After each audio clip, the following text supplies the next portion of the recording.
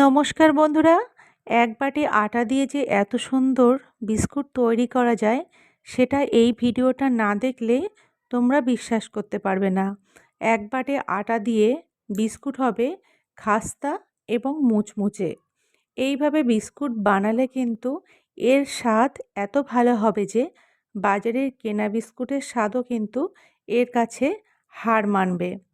এই বিস্কুটটা বানানো কিন্তু ভীষণ সহজ, খেতে কিন্তু খুবই মজার। তাহলে আর বেশি কথা না বাড়িয়ে চলো রেসিপিটা শুরু করা যাক।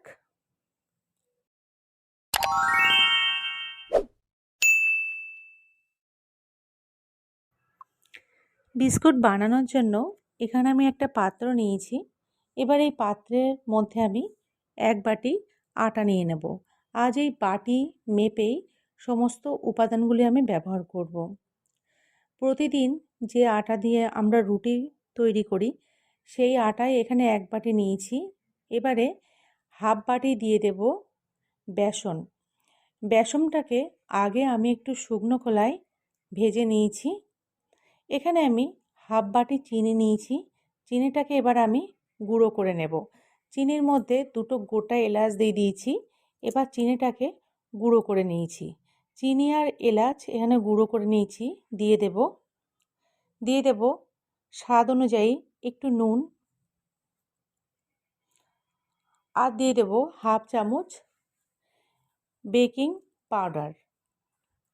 খুব ভালোভাবে এই শুকনো উপকরণগুলোকে একসাথে একটা চামচ দিয়ে মিশিয়ে নেব।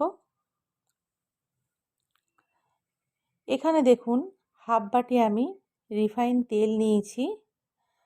এবারে এই তেলটা অল্প অল্প করে দেব, আর এই সমস্ত উপকরণগুলো আমি একসাথে মেখে নেব। এটা মাখার জন্য কিন্তু জলের ব্যবহার হবে না, অল্প অল্প করে তেল দিয়েই কিন্তু ডোটা প্রস্তুত করতে হবে। তবে তেলটা সম্পূর্ণ একবারে দিয়ে দেবেন না, অল্প অল্প করে তেলটা দেবেন আর ডোটা কিন্তু এইভাবে মেখে প্রস্তুত করবেন। দেখুন এখানে কিন্তু ডোটা মাখা হয়ে গেছে। এই রকমই কিন্তু হবে। মাখতে মাখতে এরকম একটু ফেটে ফেটে যাবে, তাহলেই কিন্তু বুঝবেন ডো মাখাটা ঠিকঠাক হয়েছে। এখানে আমি একটা স্টিলের থালায় 2-4 ফোঁটা রিফাইন তেল দিয়েছি। দিয়ে সম্পূর্ণ থালাটায় তেলটাতে মাখিয়ে নেব।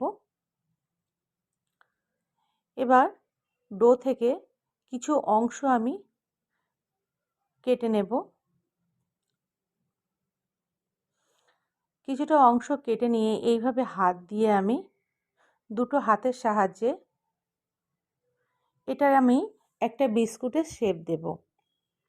প্রথমে হাত দিয়ে গোল করে তারপরে একটু চ্যাপ্টা করে দেব এবং দুই ধার এইভাবে একটু সরু করে দেব। আপনারা কিন্তু আপনাদের পছন্দ মতো বিস্কুটের শেপ দিয়ে দেবেন। আমি কিন্তু এইভাবে বিস্কুটটা আজকে তৈরি করছি, আপনাদেরকে দেখাচ্ছি। হাতের উপরে রেখে এইভাবে আঙুল দিয়ে চেপে চেপে একটা শেপ দিয়ে দেব। তারপর একটা ছুরি দিয়ে এইভাবে উপর থেকে একটু আমি কেটে দেব। আমি কিন্তু বিস্কুটটা এইভাবে আমার পছন্দ অনুযায়ী শেপ দিয়ে দিচ্ছি। আপনারা কিন্তু আপনাদের পছন্দ মতো শেপ দিয়ে নিতে পারেন। প্রত্যেকটা বিস্কুটকে আমি এইভাবে তৈরি করে নেব। এখানে দেখুন প্রত্যেকটা বিস্কুটকে আমি তৈরি করে নিয়েছি। এখানে একটা বাটিতে আগে থেকে জাল দেওয়া একটু দুধ নিয়েছি, আর একটা বাটিতে নিয়েছি গুঁড়ো চিনি। একটা টিস্যু পেপারকে দুধের মধ্যে ভিজিয়ে এইভাবে একটু বিস্কুটের উপরে দিয়ে দেব, যাতে বিস্কুটের কালারটা ভালো আসে।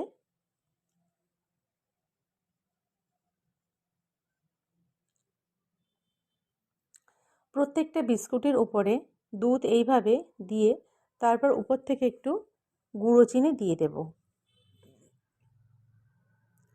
এইভাবে একটু চিনির গুঁড়ো সবকটা বিস্কুটের উপরে দিয়ে দেব। চিনি এইভাবে দিয়ে দিলে খাওয়ার সময় কিন্তু বিস্কুটটা খেতে ভীষণ ভালো লাগবে। এখানে গ্যাসটা অন করে একটা কড়াইকে 5 মিনিট আমি খুব ভালোভাবে গরম করে নিয়েছি। এবার উপর থেকে আমি থালাটাকে দিয়ে দেব। থালাটা কিন্তু কড়ার মুখে সেট হয়ে গেছে, কিন্তু আপনারা যদি এমন কোনো থালা দেন যেটা কড়ার ভিতরে চলে যাবে, তখন কিন্তু অবশ্যই আপনারা একটা স্ট্যান্ড ব্যবহার করবেন। এবার গ্যাসের ফ্লেমটা লো করে দিয়ে ঢাকা দিয়ে আমি 40 মিনিট রেখে দেব।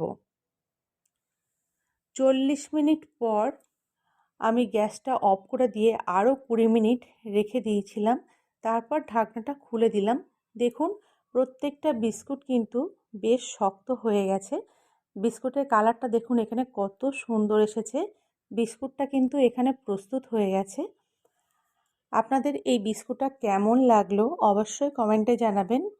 আর যদি ভালো লাগে তাহলে রেসিপিটাতে একটা লাইক করবেন, বন্ধু ও আত্মীয় স্বজনদের সাথে শেয়ার করবেন, আর চ্যানেলটি সাবস্ক্রাইব করে আমার পাশে থাকার জন্য অনুরোধ করছি।